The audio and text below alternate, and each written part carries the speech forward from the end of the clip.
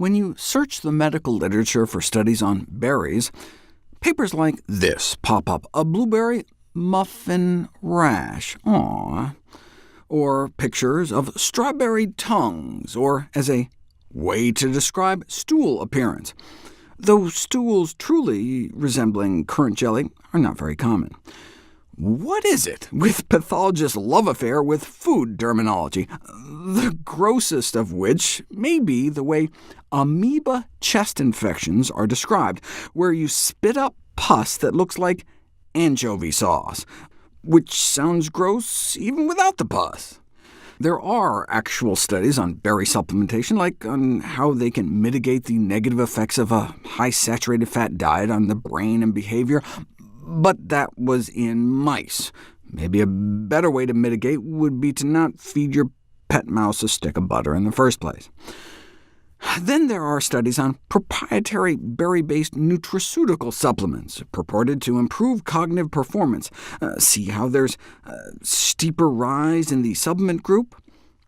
Old hats will instantly recognize this as the timeless trick featured in the 1950s classic, How to Lie with Statistics. See how they don't start the y-axis at 0? That's to inflate the appearance. Correct the graph, and you can see the effect doesn't quite look so impressive. There are studies of actual berries on actual humans, but when they're funded by berry industry trade groups, you get studies like this. An afternoon snack of berries reduces subsequent energy intake. Great, but that's compared to candy.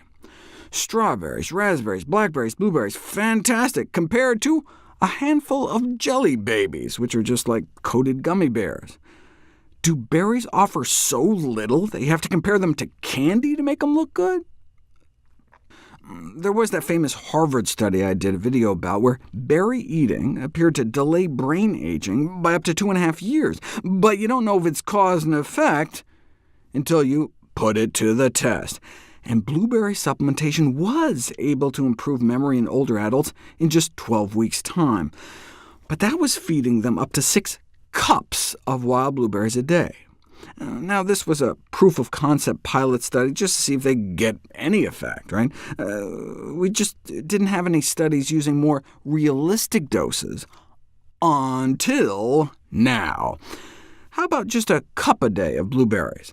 They found that the addition of easily achievable quantities of blueberries to the diets of older adults can improve some aspects of cognition, like long-term memory. In terms of the number of errors, the placebo group got worse, the blueberry group got better. You can even correlate the cognitive improvements with enhanced brain activation, using fancy brain scan technology to actually visualize the improved blood flow to those same regions of the brain caused by the blueberry consumption. Does it work in kids too? Blueberry treatments have shown positive effects on cognition in both rats and adult humans. But do these benefits transfer to children, human children? How about a randomized, double-blind, placebo-controlled study comparing about a cup of blueberries to 2 cups to 0 cups? What did they find? Cognitive performance improvements across all measures, and the more berries, the better. And this wasn't after 12 weeks of eating berries, but within hours of just a single blueberry meal. Sounds like a good breakfast any day our kids are having their exam.